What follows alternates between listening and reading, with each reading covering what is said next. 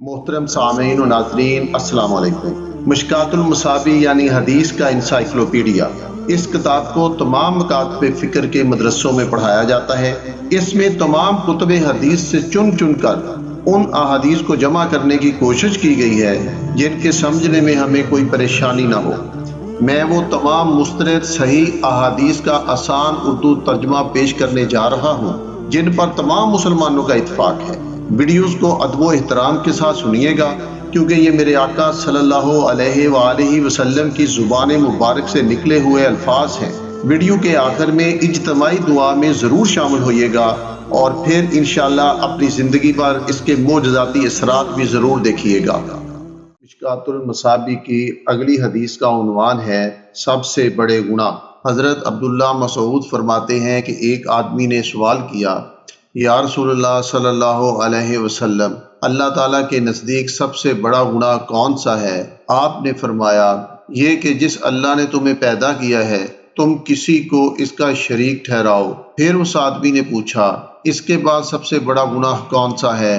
रसूलुल्लाह सल्लल्लाहु अलैहि वसल्लम ने फरमाया, ये कि तुम अपनी औलाद को इस ख्याल से मार डालो कि वो तुम्हारे साथ खाएगी। फिर उसने पूछा, इसके बाद सबसे बड़ा गुनाह कौन सा है? रसूलुल्लाह सल्लल्लाहु अलैहि वसल्लम ने फरमाया, ये कि तुम अपने हमसाये की बीवी से ज़िना करो।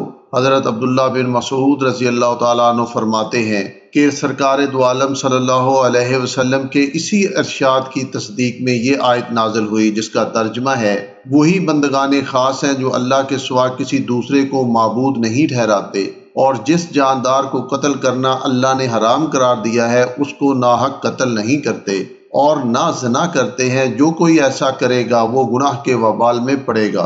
अगली हदीस का उन्वान है वालिदैन की नाफरमानी और झूठी कसम खाना। हज़रत अब्दुल्ला बिन अमरू फरमाते हैं कि रसूलुल्लाह सल्लल्लाहु अलैहि वसल्लम ने फरमाया, किसी को अल्लाह का शरीक ठहराना, माँ बाप की नाफरमानी करना, नाहक किसी को मार डालना और झूठी कसम खाना बड़े गुनाह हैं। और हज़रत अनस की रिवायत में झूठी कसम की बजाय झूठी गवाही का जिक्र है।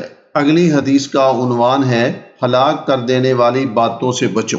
हज़रत अबू हुरैरा रज़ी अल्लाह ताला अन्हु फरमाते हैं कि रसूलुल्लाह सल्लल्लाहु अलैहि वसल्लम ने फरमाया, लोगों 7 हलाक कर देने वाली बातों से बचो। पूछा गया, या रसूलल्लाह वो 7 हलाक करने वाली बातें कौन सी हैं? किसी को अल्लाह का शरीक ठहराना, नंबर 2 जादू करना, नंबर 3 जिस जान को मार डालना अल्लाह ने हराम करार दिया है उसको नाहक कत्ल करना, नंबर 4 यतीम का माल खाना, नंबर 5 जिहाद के दिन दुश्मन को पीठ दिखाना, नंबर 6 पाक दामन ईमान वाली और बेखबर औरतों पर ज़ना की तोहमत लगाना। अगली हदीस का उन्वान है वो बदतरीन गुनाह जिनके इर्तिकाब के वक़्त ईमान बाकी नहीं रहता। हज़रत अबू हुरैरा रज़ी अल्लाह ताला अन्हु फरमाते हैं कि रसूलुल्लाह सल्लल्लाहु अलैहि वसल्लम ने फरमाया, ज़ना करने वाला जब ज़ना करता है तो उस वक़्त उसका ईमान बाकी नहीं रहता। शराब पीने वाला जब शराब पीता है तो उस वक़्त उसका ईमान नहीं रहता।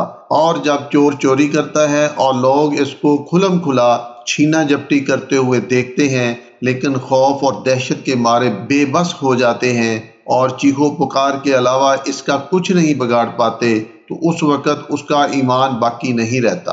बस तुम इन गुनाहों से बचो। हज़रत अब्दुल्ला इब्ने अब्बास की रवायत में ये अल्फाज भी हैं कि कत्ल करने वाला जब नाहक कत्ल करता है तो उस वक़्त उसका ईमान बाकी नहीं रहता। अकरमा फरमाते हैं कि मैंने हज़रत अब्दुल्ला इब्ने अब्बास रज़ी अल्लाह ताला अन्हु से ये हदीस सुनकर पूछा कि इससे ईमान अलहदा किस तरह कर लिया जाता है? तो उन्होंने कहा, इस तरह ये कहकर उन्होंने अपने दोनों हाथों की उंगलियां एक दूसरे में दाखिल की और फिर इन उंगलियों को एक दूसरे से अलहदा कर लिया। इसके बाद उन्होंने फरमाया, अगर वो तौबा कर लेता है तो ईमान इस तरह वापस आ जाता है, और ये कहकर उन्होंने उंगलियों को फिर एक दूसरे में दाखिल कर लिया। इसके अलावा इमाम बुखारी ने कहा है कि इस हदीस का मतलब ये है कि वो आदमी गुनाह करते वक्त मोमिन कामिल नहीं रहता और उसमें से ईमान का नूर निकल जाता है। अगली हदीस का उन्वान है मुनाफिक की अलामतें। हज़रत अबू हुरैरा रावी हैं कि सरकार दो आलम सल्लल्लाहु अलैहि वसल्लम ने फरमाया, मुनाफिक की 3 अलामतें हैं, जब बात करे तो झूठ बोले, جب وعدہ کرے تو اس کے خلاف کرے، اور جب اس کے پاس امانت رکھی جائے تو خیانت کرے۔ امام مسلم نے اپنی روایت میں اتنا اضافہ کیا ہے کہ اگرچہ وہ نماز پڑھے اور روزہ رکھے اور مسلمان ہونے کا دعویٰ بھی کرے۔ اگلی حدیث کا عنوان ہے منافق بنانے والی 4 باتیں۔ حضرت عبداللہ بن عمرو رضی اللہ تعالیٰ عنہ فرماتے ہیں کہ رسول اللہ صلی اللہ علیہ وسلم نے فرمایا، جس آدمی میں 4 باتیں ہوں گی وہ پورا منافق ہے، اور جس میں ان میں سے کوئی ایک بات بھی پائی جائے گی تو سمجھ لو اس میں نفاق اور منافقت کی ایک خصلت یا عادت پیدا ہوئی، تا وقت کہ اس کو چھوڑ نہ دے۔ اور وہ 4 باتیں یہ ہیں: جب اس کے پاس امانت رکھی جائے تو خیانت کرے، جب بات کرے تو جھوٹ بولے، جب وعدہ کرے تو اس کے خلاف کرے، اور جب کسی کے ساتھ جھگڑے تو گالیاں دے۔ اگلی حدیث کا عنوان ہے منافق کی مثال۔ حضرت عبداللہ ابن عمر رضی اللہ تعالیٰ عنہ فرماتے ہیں کہ رسول اللہ صلی اللہ علیہ وسلم نے فرمایا، منافق کی مثال اس بکری کی سی ہے جو 2 ریوڑوں کے درمیان ماری ماری پھرتی ہے کہ اپنے نر کی تلاش میں کبھی اس طرف مائل ہو جاتی ہے اور کبھی دوسری طرف مائل ہو جاتی ہے۔ اگلی حدیث کا عنوان ہے منافق کی مثال۔ حضرت صفوان بن عسال فرماتے ہیں کہ ایک دن ایک یہودی نے اپنے ایک یہودی ساتھی سے کہا کہ آؤ اس نبی صلی اللہ علیہ وسلم کے پاس چلیں۔ اس کے ساتھی نے کہا، انہیں نبی نہ کہو، کیونکہ اگر انہوں نے سن لیا کہ یہودی بھی مجھے نبی کہتے ہیں تو ان کی 4 آنکھیں ہو جائیں گی، یعنی خوشی سے وہ پھولے نہیں سمائیں گے۔ بہرحال وہ دونوں رسول اللہ صلی اللہ علیہ وسلم کی خدمت میں آئے اور آپ سے 9 واضح احکام کے بارے میں سوال کیا۔ رسول اللہ صلی اللہ علیہ وسلم نے فرمایا، کسی کو اللہ کا شریک نہ ٹھہراؤ، چوری نہ کرو، جس جان کو مار ڈالنا اللہ نے حرام قرار دیا ہے اس کا ناحق قتل نہ کرو، کسی بے گناہ کو قتل کرانے کے لیے اس پر غلط الزام عائد کر کے حاکم کے پاس مت لے جاؤ، جادو نہ کرو، سود نہ کھاؤ، پاک دامن عورت کو زنا کی تہمت نہ لگاؤ، میدان جنگ میں دشمن کو پیٹھ نہ دکھاؤ، اور اے یہودیو، تمہارے لیے خاص طور پر واجب ہے کہ یوم شنبہ یعنی ہفتے کے دن کے معاملہ میں حکم الہی سے تجاوز نہ کرو۔ راوی فرماتے ہیں کہ یہ سن کر دونوں یہودیوں نے رسول اللہ صلی اللہ علیہ وسلم کے ہاتھ پیر چوم لیے اور بولے، ہم گواہی دیتے ہیں کہ آپ صلی اللہ علیہ وسلم واقعی نبی ہیں۔ سرکار صلی اللہ علیہ وسلم نے فرمایا، جب تمہیں میری رسالت پر یقین ہے تو میری پیروی کرنے سے تم کو کون سا امر روکتا ہے؟ انہوں نے کہا، حقیقت یہ ہے کہ داؤد علیہ السلام نے اپنے رب سے دعا کی تھی کہ ان کی اولاد میں ہمیشہ نبی ہوا کرے، لہٰذا ہم ڈرتے ہیں کہ اگر آپ صلی اللہ علیہ وسلم کی پیروی کریں گے تو یہودی ہمیں مار ڈالیں گے۔ اگلی حدیث کا عنوان ہے ارتکاب زنا کے وقت ایمان باہر آ جاتا ہے۔ حضرت ابو ہریرہ رضی اللہ تعالیٰ عنہ فرماتے ہیں کہ رسول اللہ صلی اللہ علیہ وسلم نے فرمایا، جب بندہ زنا کرتا ہے تو ایمان اس سے نکل جاتا ہے اور اس کے سر پر سائبان کی طرح معلق یعنی لٹک جاتا ہے، اور پھر جب وہ اس گناہ سے فارغ ہو جاتا ہے تو ایمان اس کی طرف لوٹ آتا ہے۔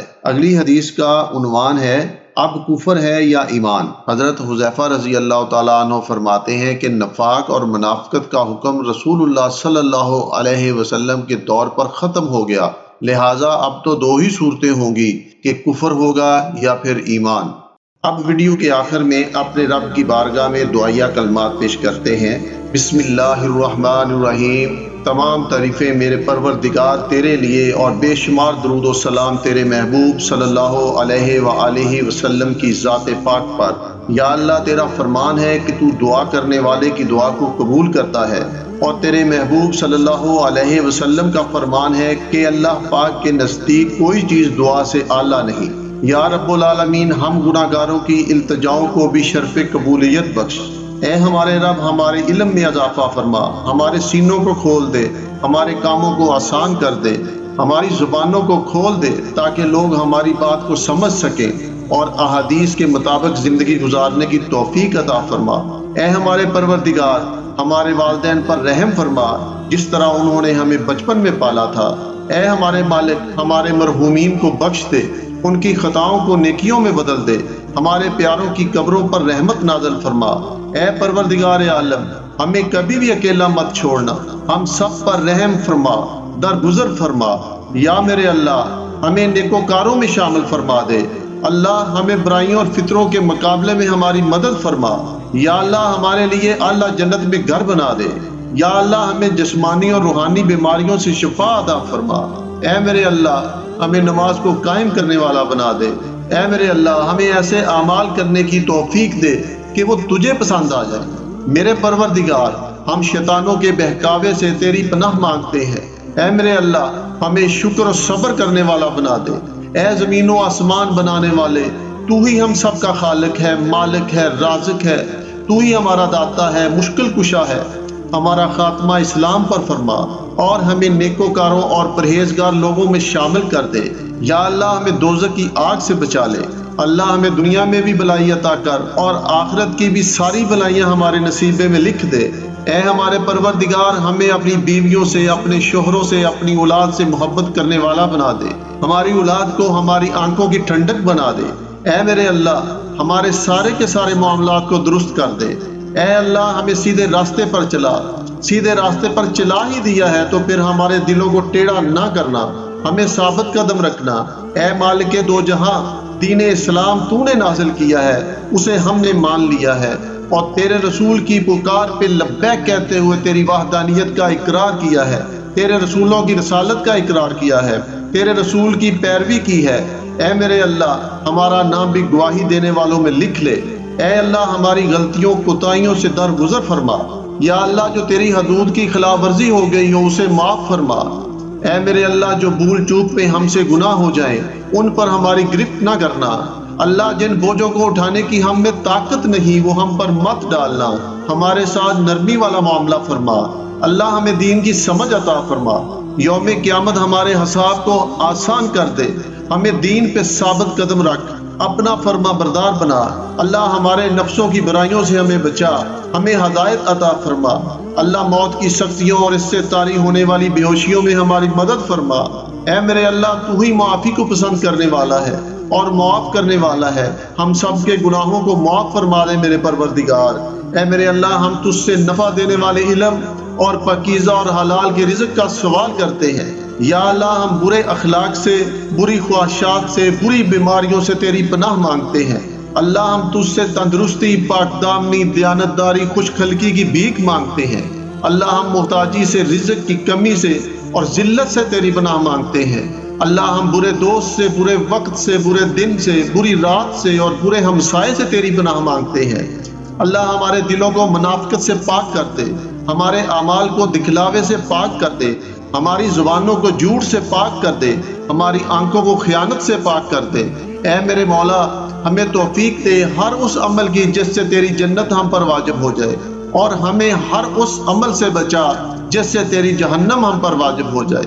اے اللہ اپنی محبت کو ہمارے دلوں میں ہر ایک چیز کی محبت سے زیادہ کر دے، اپنے خوف کو ہر ایک چیز کے خوف سے زیادہ کر دے، اور دنیا کی طلب پر اپنی ملاقات کے شوق کو غالب کر دے۔